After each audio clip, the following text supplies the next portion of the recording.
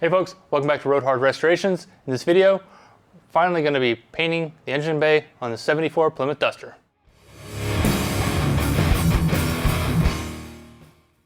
So it's been 11 months since I did my part 1 video on this engine bay.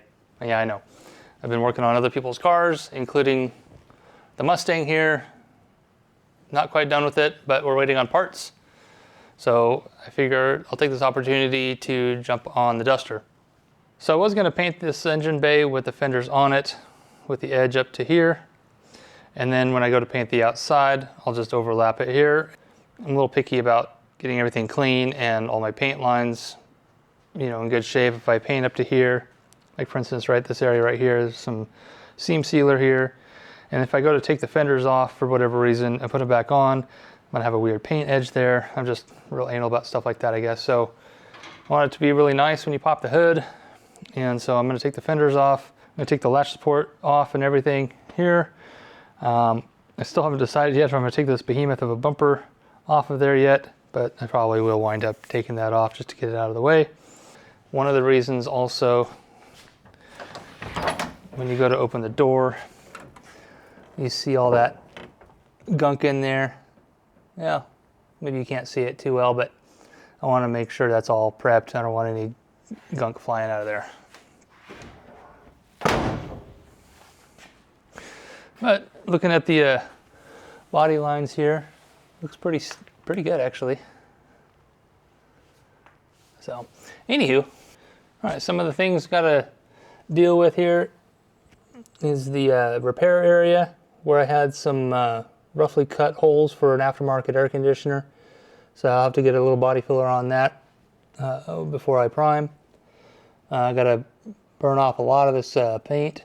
Somebody spray bombed the tops of these fender aprons with black rattle can. So I'll be cleaning a lot of that off as well. And who knows why this was painted red. I think it was probably just getting rusty and somebody just had some red paint to try to mitigate, I guess, some of that rust. So we'll have to deal with that as well. But otherwise, the rest of the engine compartment is not too shabby. Got to get the e-brake cable out of there, as well as the clutch linkage pieces there. Get those off of there. So first things first, let's go ahead and blow these fenders off of here. All right, so I like to leave at least 1 or 2 on the top, so that way if I'm working around it, it's not going to want to fall off on me. Okay, in case you're wondering, tops are 1/2 inch, 1 underneath, 7/16. There is one way up here on the top of the fender well here. I'll show you the other fender here. Got this bolt, 2 bolts, 3, 4, 5, 6. This one goes to the brace there. 7, 8 bolts. 9, 10. One way up there, 11. And then those 2 right here, 12 and 13 there. So that's what holds on your fender. So that one is going to be a bugger. All right, got these bolts out. It takes a 5/16 socket.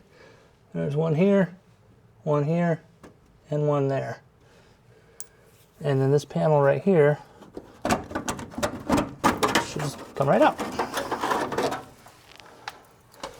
And this is why we want to take the fenders off. All of that gunk. That's just going to get wet and rust out the panel. So there is our bolt right there that we need to take out right there.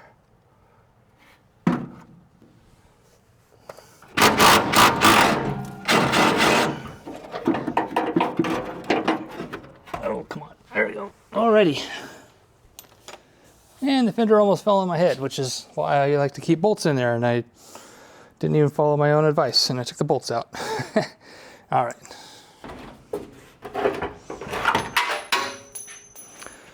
And there's some shims.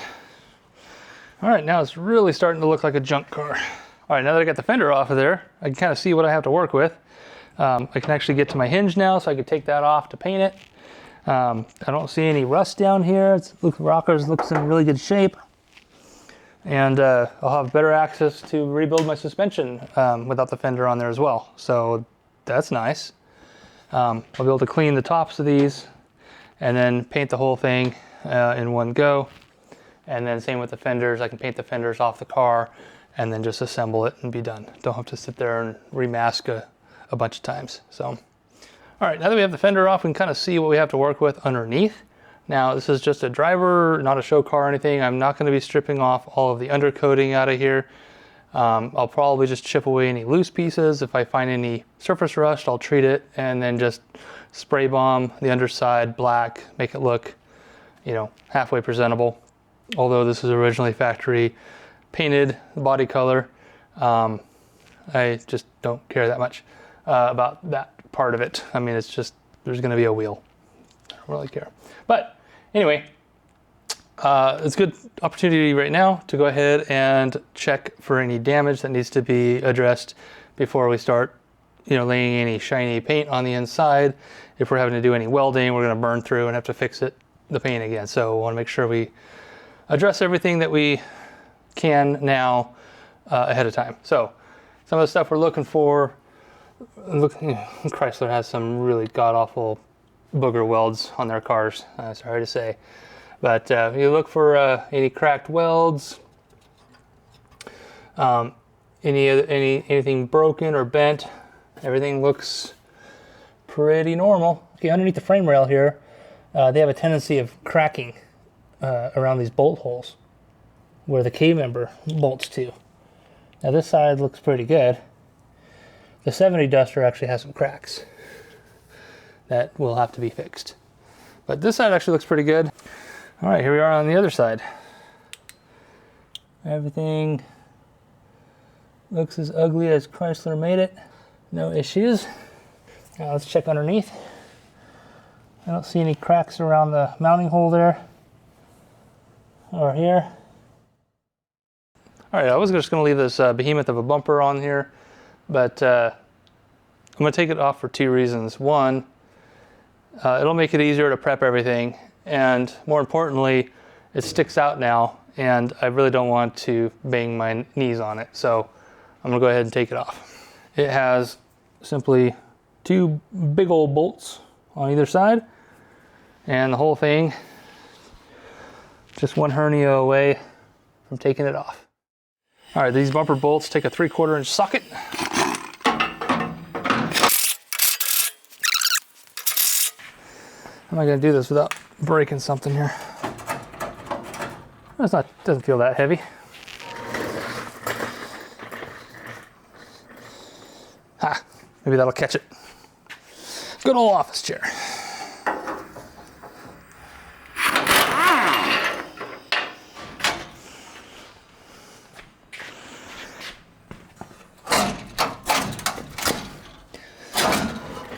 Alrighty, that's one way to do it. All right, so I employed the helping hand of a office chair. Just unbolted it, slid it off, and raised this to the right height. If you have, you know, jack stands, that'll work too. It's actually not that heavy, surprisingly. Probably gonna wind up running all of these bolts through the tumbler. Get them all cleaned up. Ah. Oh no, I gotta do the old-fashioned way. And these are smaller. Wonderful. Alrighty. All right, let's pick a socket that'll fit.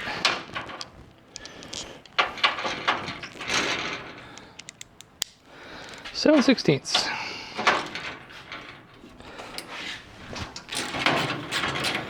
Always grab the biggest tool that you have in your arsenal to work on stuff.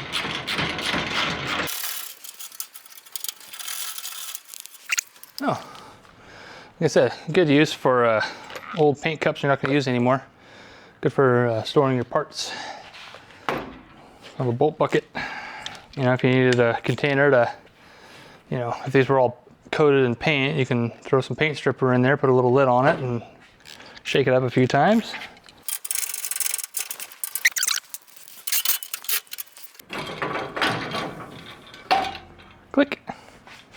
So now I can actually paint under that and get this thing cleaned up and painted. All right, so this is actually 3 pieces here. So a guy has several options when dealing with these small parts like this. Trying to strip them by hand is kind of a pain because you have all these different sharp edges, you have all these weird shapes and contours in here. You can't just hit it with a DA or anything. So several options. One, you can wash it up first, of course. Then you can hit it with some paint stripper. Or if you have a sandblast cabinet, bead blast cabinet, you can blast it, which is probably what I'll wind up doing with this little piece. And or you can just simply attack it with some sandpaper, red Scotch-Brite, scuff it up, throw some primer on it, and then paint it. So, but I'll probably run this through the bead blaster, at least get the majority of it off of there. It depends on the paint on your car. You may be able to get away with painting over the original. If it's in good shape and it's not delaminating, peeling, or anything like that, flaking off, or any rust, then you're fine just doing that. But this has a few little rust spots just from weather and age, which is real typical with pretty much any car this age. So I'll run this through the bead blaster cabinet, clean up all this rust. The other thing too is also after you wash it, you can run it through a vat of rust, Evapo rust. And then that'll clean off all the rust, and then you can put it in a vat of paint stripper, strip all the paint off of it, go over it with some lacquer thinner or red Scotch-Brite or some sort of other cleaner, degreaser or whatever. I mean, there's a lot of ways to just kind of get it prepped and cleaned. Ideally, before you paint it, you want to make sure that it's clean and there's no rust on it. And none of the paint that may still be on it is peeling or flaking or cracking or anything like that. So once you have those criteria set, you're good to go. All right, it's a couple days later. Get back out here to the shop, get back on this duster. Want to show you what's next. Got the tops of the fender aprons to take care of. Got to pull all these J-nuts off of here, and then I'll probably clean all of this off. Got some old seam sealer gunk in there to clear out. And then probably hit it with a wire wheel or wire brush or something. All right, I'm pulling these J-nuts off. It can be kind of a pain sometime, but just in case you haven't seen how to do this, I'm just gonna show you. Basically, you just pry up on this little tang right here, and then it should slide out. Sometimes you have to overextend it a little bit, and then just work it out. So it's got this little guy right here. Lifts up. So then if you want to reuse it, sometimes you can just kind of bend it back down. That way once you go to slip this back on here, this right here will retain it, keep it from falling out. Here's another one, just kind of pry up on it a little bit. And sometimes you just need to give a little persuasion.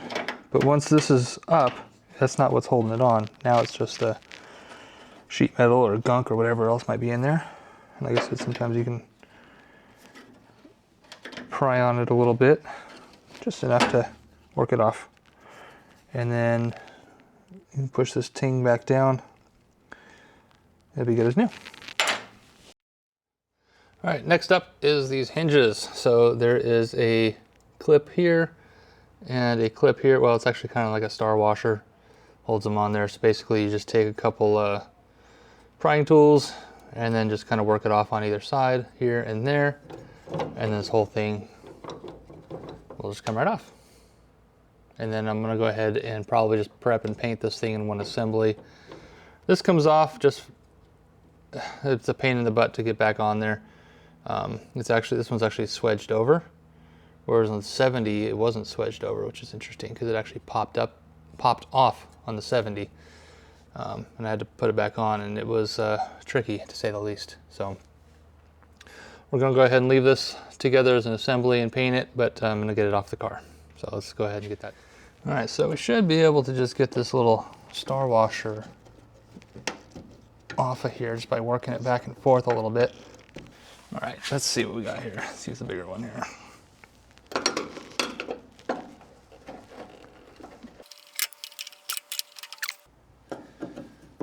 I might have to break these off to get this off of here.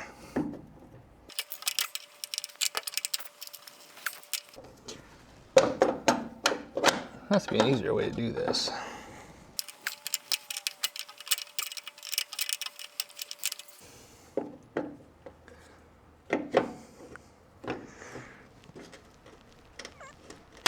Got it. All right, let's try the top one now. Okay.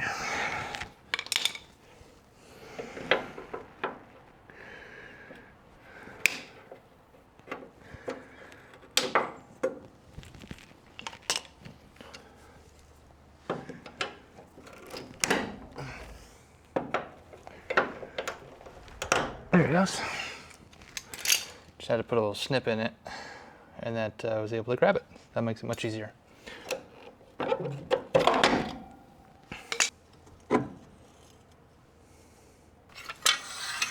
All right, and there we go. We have a hood hinge. So we'll get this cleaned up, get it prepped so we can paint it, and put it back on the car. But for now, I will put it inside our parts storage. All right, now that the bumper's out of the way, the hood hinges are out of the way, I'm not going to be bumping into them, busting my kneecap open on that thing. You can go ahead and just have free reign to just go ahead and clean everything that I want to clean. Like I said, I'm not going to worry about under here because it's just going to be a driver. Yeah, it's just a lot of extra work for what, you know, it's not a show car. So the only thing that I have to worry about are the exhaust pipes that stick up, which are in the center. I don't think they'll be in my way. There's a couple brake lines, fuel line. All right, I think that's it for this wire brush here. I'm gonna switch over to a scraper and scrape all of the excess seam sealer out of here, along with pick all the old seam sealer that's not really doing its job anymore after 50 years. Probably wondering why am I dealing with everything back in here, under here, because I would rather do that now than before I get paint on here. Otherwise, you know, I'm gonna be working here and making a mess of my freshly painted engine bay. So trying to get all the dirty work done in one go, and then I can kind of seal off this front end when I go to do the rest of the body. All right, I got a couple scrapers. This one's got a razor blade on it. This is just a regular putty knife.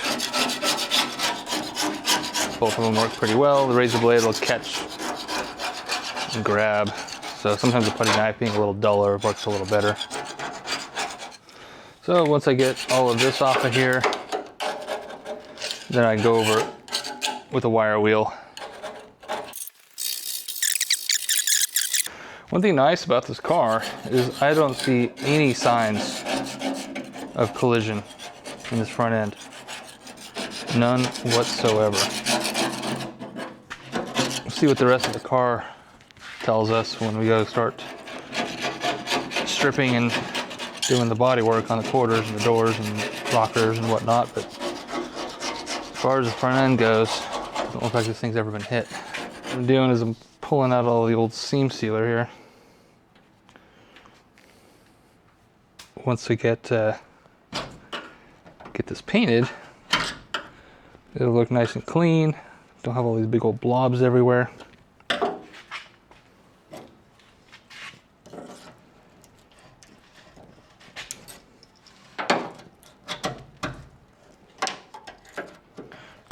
Some of these come off easier than others.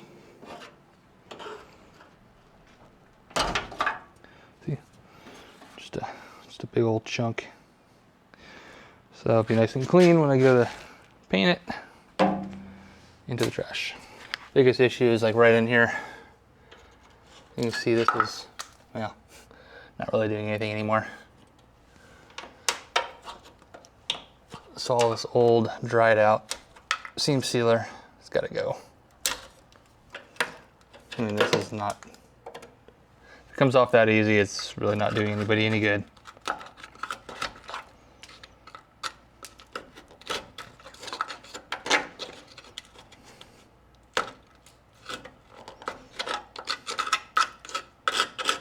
So, anyway, you get the idea. This is actually isn't too terribly bad, but I'm gonna go ahead and scrape all of this off. Let's go take a look at the other side, see what it looks like. All right, you can see all the leaves in here. All of this has got to come out some way or another. So I'll probably hit it with a air nozzle on one side and a vacuum cleaner on the other. Try to get all of this out. Oh man, it is packed in there too. That's disgusting. All right, well, let's come back to that, but see, that's obviously not doing its job anymore. This one's just not doing anything. It's just chilling.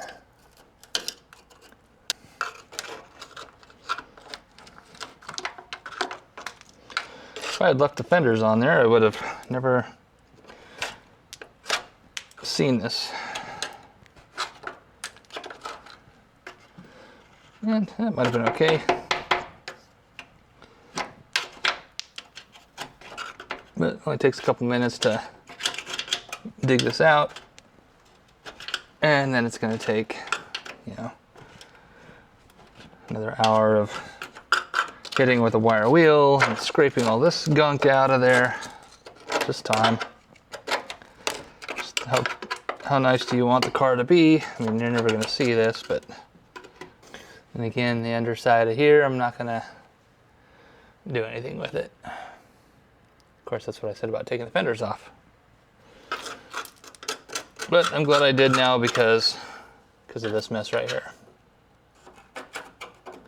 So that has me a little concerned about the cowl on the underside, the edge, and the passenger compartment. And hopefully I don't see any rust throughs.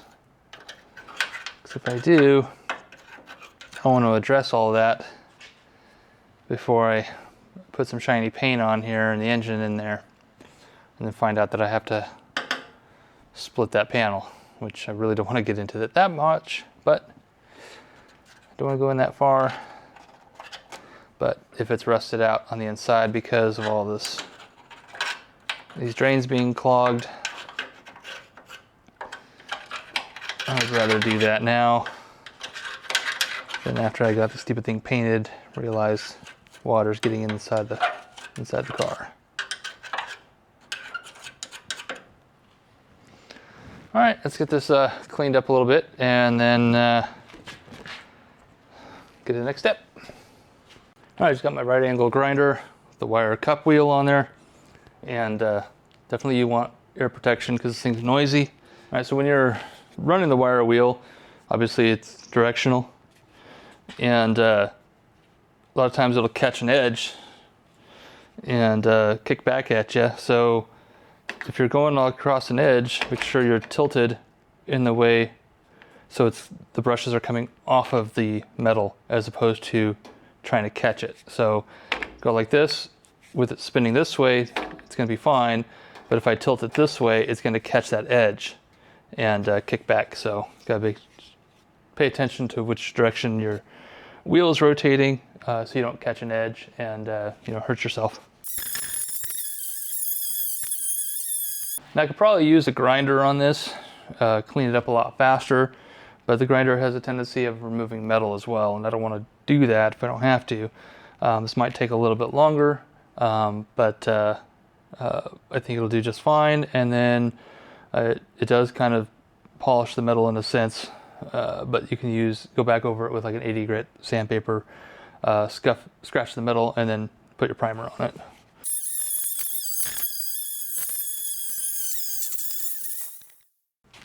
All right, time to start stripping this thing down using the stripping disc on a drill. And it is working pretty good. It's just really slow going, basically just erasing it a little bit at a time.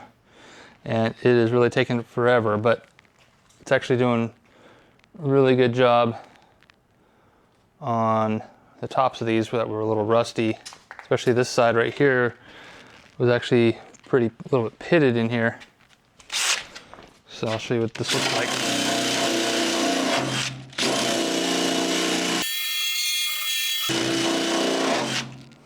So as you can see, it's making the metal nice and shiny, taking off a lot of the rust, but there's still going to be rust in those little pits. So I'll get some rust treatment for that. But this is going to take forever to strip this entire engine bay like that. So what I'm going to try is we're going to go ahead and try to use some paint stripper. This is that citrus strip. Never used this stuff before. So I got some plastic, pulled out about as far as I think it needs to come. Now this stuff is directional for, I think I showed that in my previous video. This stuff is directional for painting, but we're obviously not painting, so it doesn't really matter. All right, got the citrus strip, got a brush, got some gloves on. So, actually I don't know if this needs to be shaken or not, but let's shake it anyway. All right. Ooh, just dribbled everywhere. Oh well. So basically I'm just gonna pour a little bit and spread it around. It's pretty thick too. Smells like citrus hand cleaner and looks like Pepto-Bismol.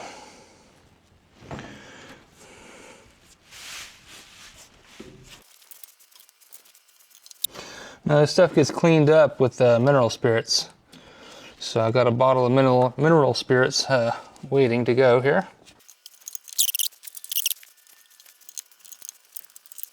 It's already starting to bubble up a little bit here and there.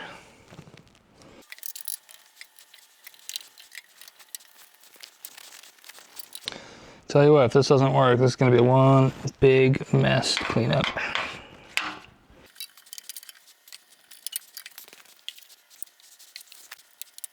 All right, so I can already see it starting to work. I'll give it some more time, and then I'll come back through with a scraper, maybe a wire brush, and then finish it off with the red Scotch Brite and some mineral spirits, and because that's what this says to use with this to neutralize it. And to clean everything, I may have to come back with a second application of stripper.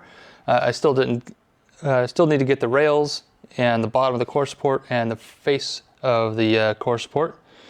But it's actually, looks like it's, oh yeah, it's already coming up.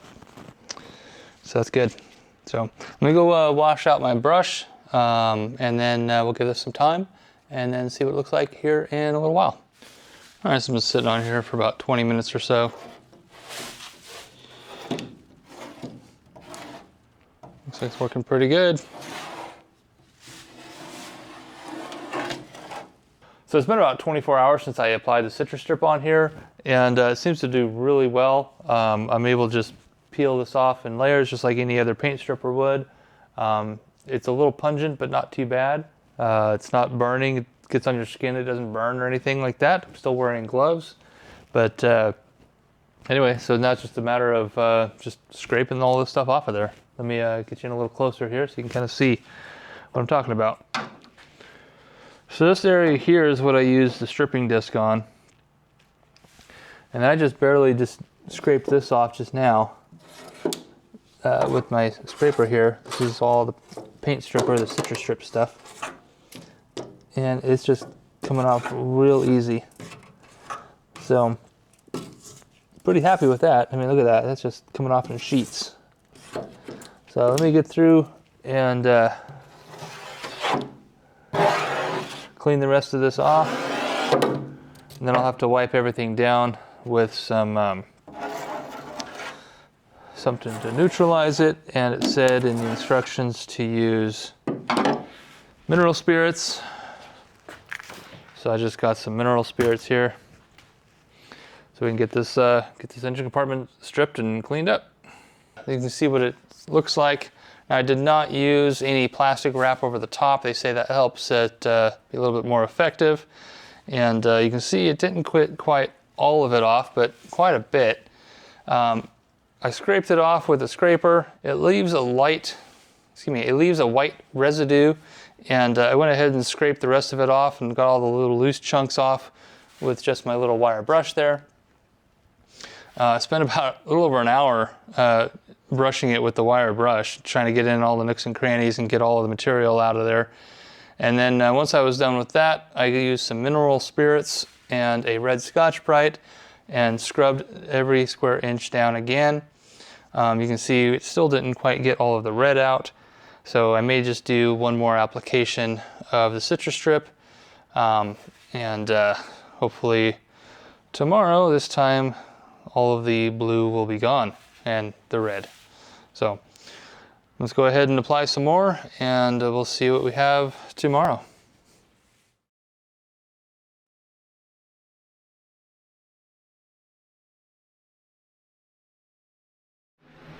Hey, good morning. It is about 7 o'clock here in Arizona. It's 80 degrees in the shop, which is about as warm as you would want to be when you're doing any paint work. So I try to get up early. I was up at 5 a.m. Getting things prepped and ready to go. Really, I should be out here the night before prepping, so that way I can come out here right at 5 and start spraying before it gets too hot. So, like I said, about 80 degrees is about as hot as you want to be if you can help it. I got 3 fans over here exhausting the fumes out. I got my epoxy primer on the engine bay. I'm going to go ahead and let this flash off, and I'm going to recoat it with the 800K Limco primer surfacer, and then I can sand this down and get it nice and smooth and ready for paint once it comes time. So hopefully here in the next few days we'll have some color on here.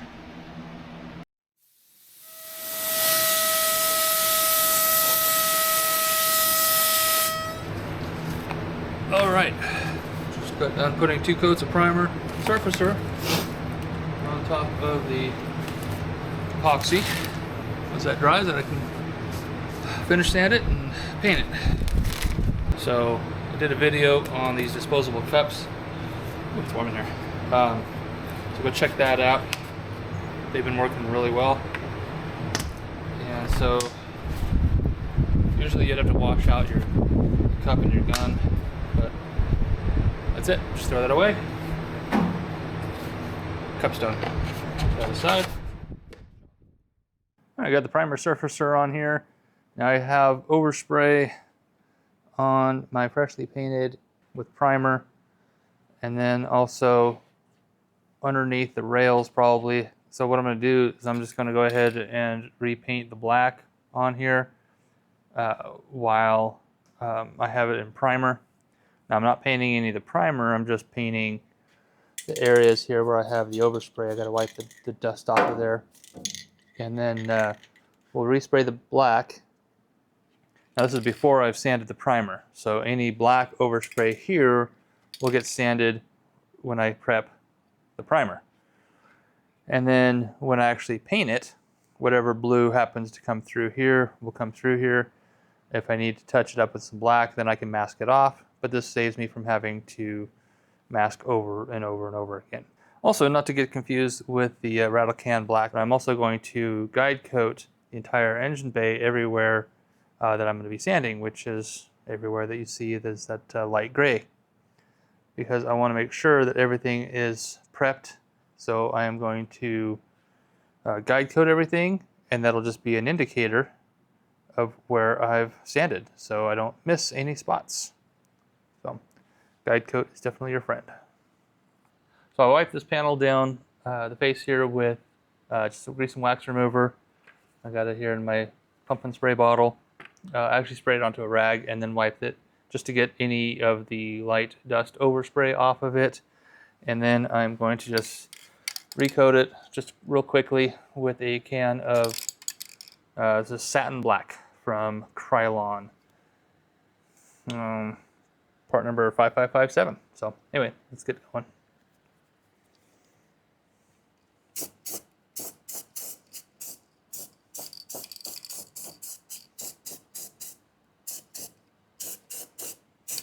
It's actually a factory run right there. Not mine. It was there. It came from Mopar. I'm just going to go ahead and touch this up here as well. I did put a little epoxy right there. Everything else looks pretty good. There's another factory run. So that is the core support. Just a satin black. It's the same stuff I used on the firewall on that 67 Camaro. Did a video on Just a quick repaint on that. So I'm going to go ahead and use this guide coat. You can find this on Amazon. There's a link down in the description. Go ahead and click through the link. It'll take you right to it. I bought 2 of these cans, and one of them was able to cover the entire car. The other car.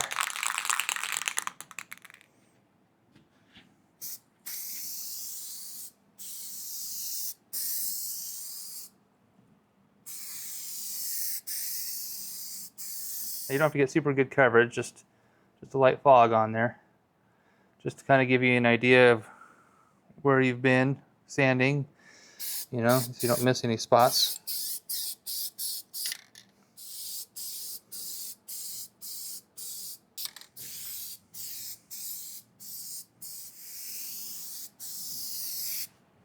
All right, so the engine compartment is covered in guide coat.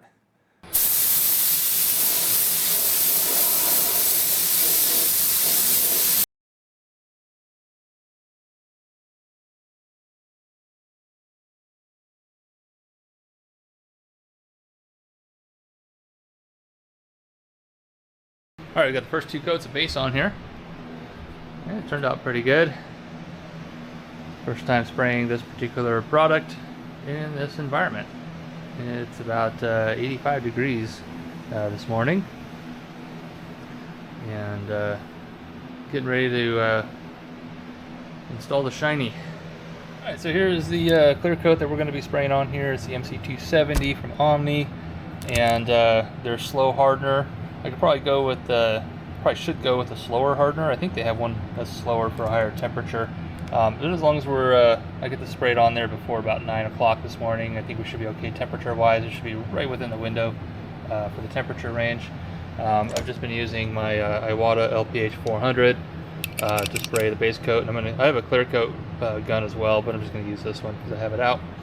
So this is what we've got so far. We have a couple coats of base coat on here, and turning out really well. There's a few little dirt nibs on here. I'm not going to be too concerned about that on the engine bay. So we're just going to go ahead and install the shiny, and then I'll show you what that looks like once I'm done.